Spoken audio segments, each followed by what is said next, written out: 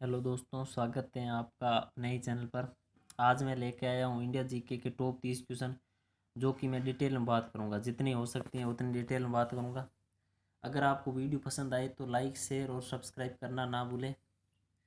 और आप हमारे टेलीग्राम ग्रुप से भी जुड़ना चाहते हो तो लिंक दे रहा हूँ डिस्क्रिप्शन में, उसे भी ज्वाइन कर लीजिए। उसमें PDF वगैरह पढ़ाई से संबंधित महत्वपूर्ण जानकारियाँ मिलती रहती हैं। अब हम शुरू करते हैं हमारे आज ही क्वेश्चन। हमारा आज का पहला क्वेश्चन है कि अकबर का जन्म कब हुआ था। अकबर का जन्म है जो कब हुआ था, तो ये अकबर का जन्म 15 अक्टूबर 1542 को हुआ था। यानी ऑप्शन नंबर C होगा। अकबर का जन्म 15 अक्टूबर 1542 में हुआ था। अमरकोट के राणा वीर साल के महल में हुआ था। हमीदो बानो बेगम से हुआ था अकबर का जन्म। और अकबर का कार्यकाल था, शासनकाल था 1556 से 1605 ईस्वी तक। 1605 ईस्वी में अकबर की मृत्यु हो गई थी। नेक्स्ट क्वेश्चन है, भारतीय राष्ट्रीय कांग्रेस के प्रथम मुस्लिम अध्यक्ष कौन थे। भारतीय राष्ट्रीय कांग्रेस के प्रथम मुस्लिम अध्यक्ष कौन थे, तो ये बदरुद्दीन तैयबजी थे भारतीय राष्ट्रीय कांग्रेस के प्रथम मुस्लिम अध्यक्ष। यानी ऑप्शन नंबर C होगा।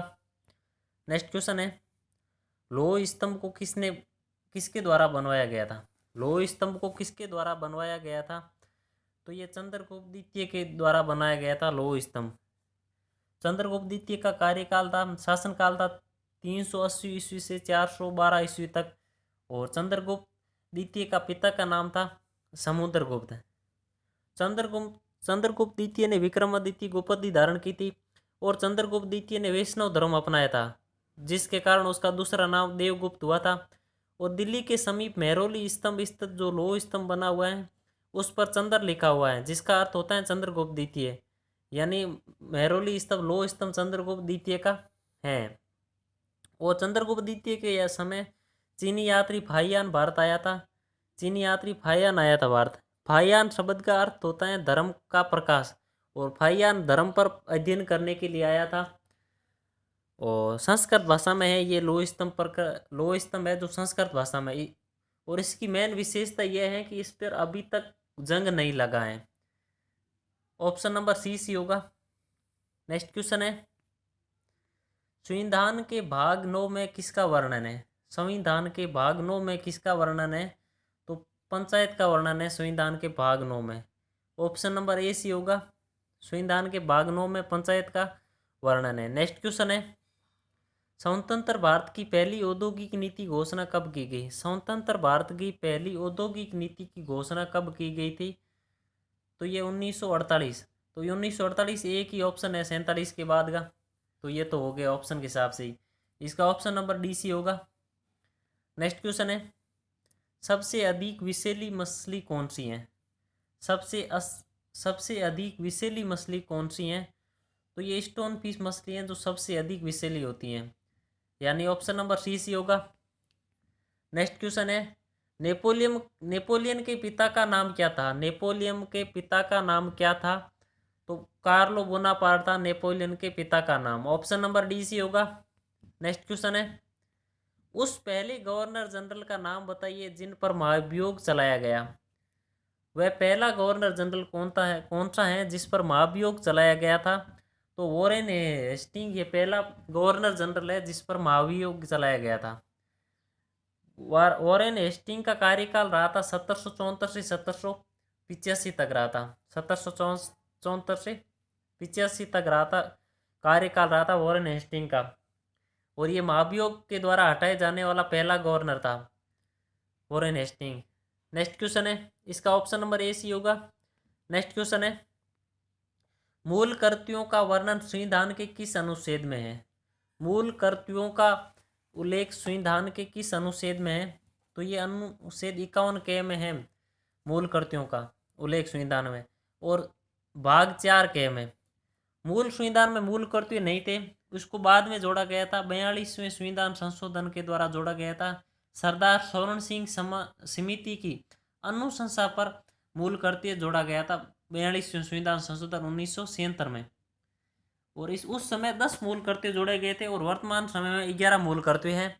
तो ये उस समय भाग 4 के 51 के में जोड़ा गया था।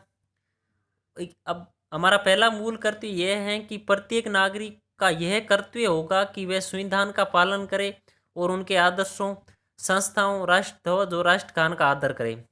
हमारा दूसरा मूल कर्तव्य है कि स्वतंत्रता के लिए हमारे राष्ट्रीय आंदोलन को प्रेरित करने वाले उच्च आदर्शों को हृदय में संजोए रखें और उनका पालन करें।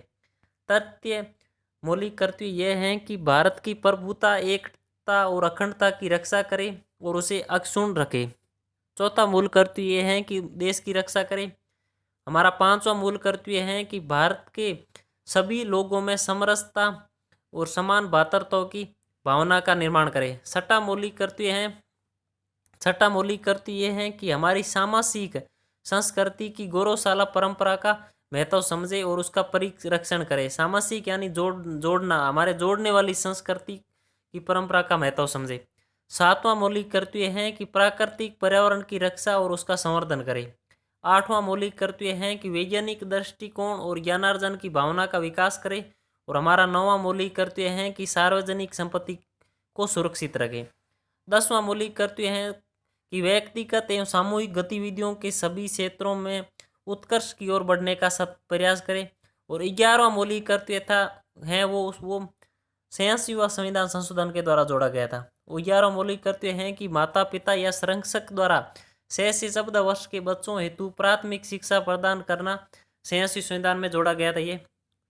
तो अब वर्तमान में 11 मौलिक कर्तव्य हैं और शुरुआत में जोड़ा गया उस समय थे 10 मौलिक कर्तव्य और ये मूल संविधान में नहीं थे। यानी इसका ऑप्शन नंबर सी होगा। और इसका भाग 4 क्या है? नेक्स्ट क्वेश्चन है, झूम खेती के लिए प्रचलित राज्य कौन सा है? झूम खेती के लिए प्रचलित राज्य कौन सा है? ये नागालैंड है जो झूम खेती के लिए प्रचलित राज्य है। नागालैंड झूम खेती के लिए प्रचलित राज्य है।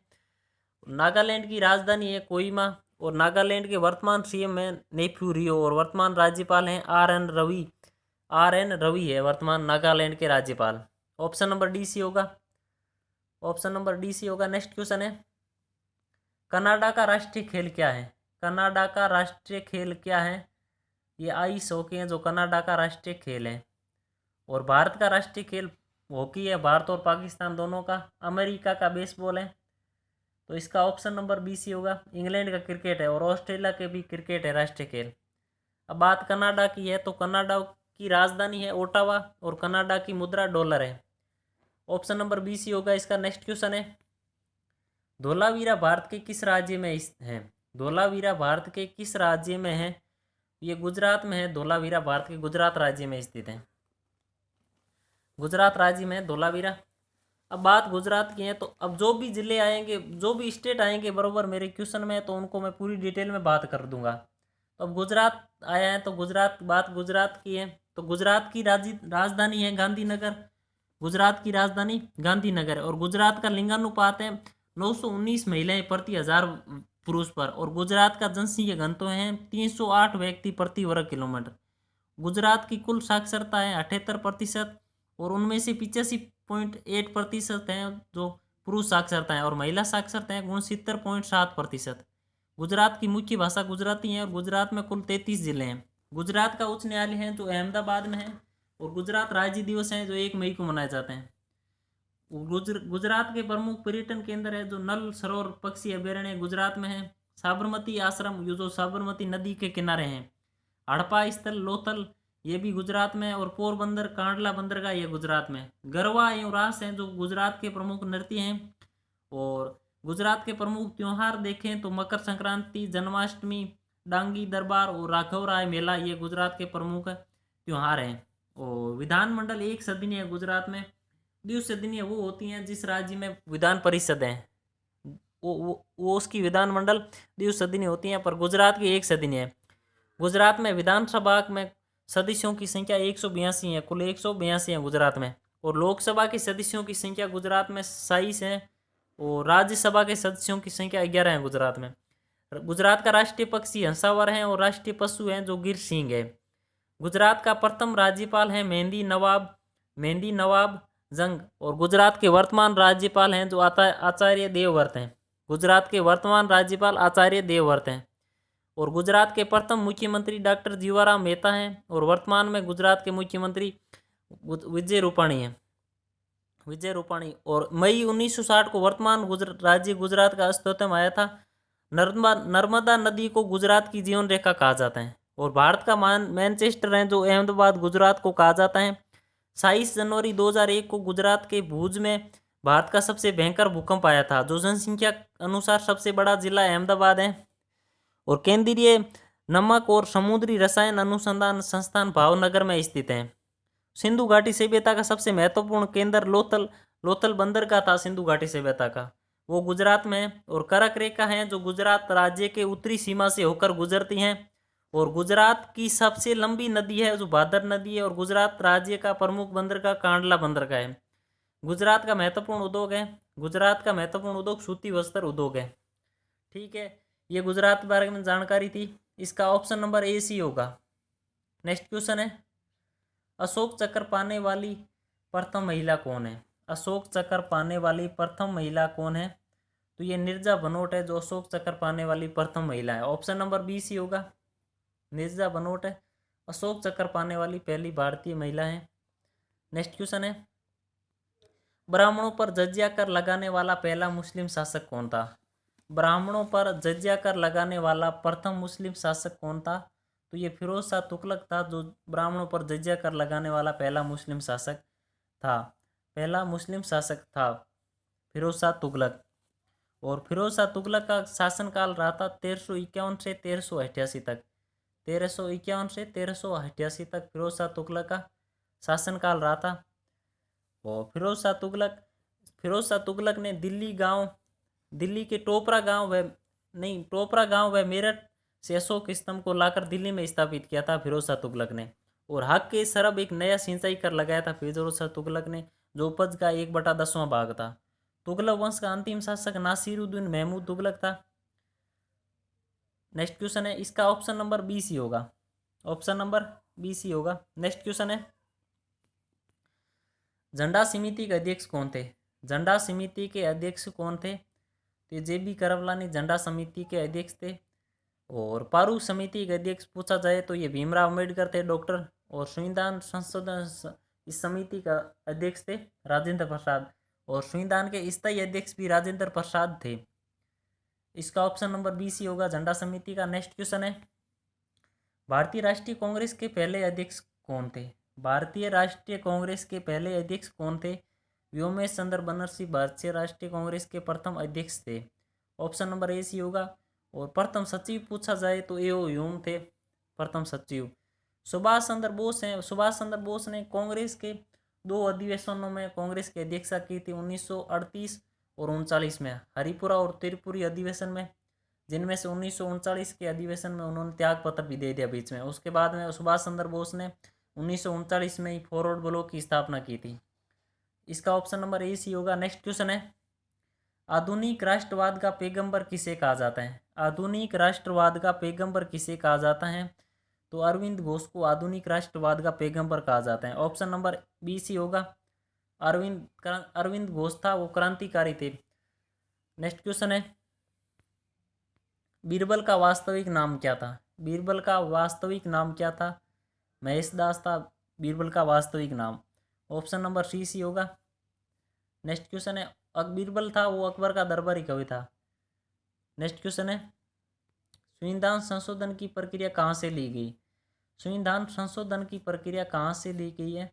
तो दक्षिण अफ्रीका से संविधान में संशोधन की प्रक्रिया ली गई है। ऑप्शन नंबर डी सी होगा। नेक्स्ट क्वेश्चन है, एवरेस्ट पर चढ़ने वाली प्रथम नेत्रहीन महिला कौन थी? एवरेस्ट पर चढ़ने वाली प्रथम नेत्रहीन महिला कौन थी? तो ये एरिक बिन मेमर थी, जो एवरेस्ट पर चढ़ने वाली प्रथम नेत्रहीन महिला थी। ऑप्शन नंबर ए सी होगा। नेक्स्ट क्वेश्चन है, भारत में पहली बार जनगणना कब हुई थी? भारत में पहली बार जनगणना कब हुई थी? तो 1872 ईस्वी में भारत में पहली बार जनगणना हुई थी, लॉर्ड मेयो के शासनकाल में। वायसराय था उस समय लॉर्ड मेयो। और लॉर्ड मेयो का शासनकाल रहा था 1869 से 1872 ईस्वी तक। तो ऑप्शन नंबर सी सी होगा। नेक्स्ट क्वेश्चन है, प्रथम फैक्ट्री अधिनियम किसके शासनकाल में पारित हुआ? प्रथम फैक्ट्री अधिनियम किसके शासनकाल में पारित हुआ था? तो ये लॉर्ड रिपन के काल में पारित हुआ था। लॉर्ड रिपन का कार्यकाल 1880 से 84 था। ऑप्शन नंबर बी सी होगा। नेक्स्ट क्वेश्चन है, राज्यसभा की पहली बैठक कब हुई थी? राज्यसभा की पहली बैठक कब हुई थी? तो पहली बैठक तो राज्यसभा की पहली बैठक तो 13 मई 1952 को हुई थी। पर राज्यसभा का पहली बार गठन है जो 3 अप्रैल 1952 को हुआ था। 3 अप्रैल को हुआ था गठन पहली बार, और पहली बैठक हुई थी 13 मई को। ऑप्शन नंबर ए सी होगा। नेक्स्ट क्वेश्चन है, पर्वत चोटी K2 की ऊंचाई कितनी है? K2 की ऊंचाई कितनी है पर्वत चोटी की? तो 8611 मीटर है K2 की ऊंचाई, यानी ऑप्शन नंबर सी सी होगा। नेक्स्ट क्वेश्चन है, वसा को पचाने वाला एंजाइम कौन है? वसा को पचाने वाला एंजाइम कौन है? तो ये लाइपेज है जो वसा को पचाने वाला एंजाइम है। ये एक एंजाइम है जो वसा को हाइड्रोलिसिस में सहायता होता है, और ये एंजाइम लाइपेज जो उत्प्रेरक की तरह कार्य करता है। ऑप्शन नंबर डी सी होगा। नेक्स्ट क्वेश्चन है, प्रत्येक ज्वार के बीच कितने घंटे का अंतर होता है? यानी कितने समय का अंतर होता है प्रत्येक ज्वार के बीच? तो ये 12 घंटा और 27 मिनट का अंतर होता है प्रत्येक ज्वार के बीच। ऑप्शन नंबर सी सी होगा।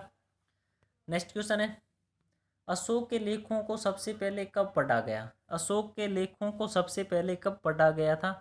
तो ये 1837 में पढ़ा गया था अशोक के लेखों को सबसे पहले, यानी ऑप्शन नंबर बी सी होगा।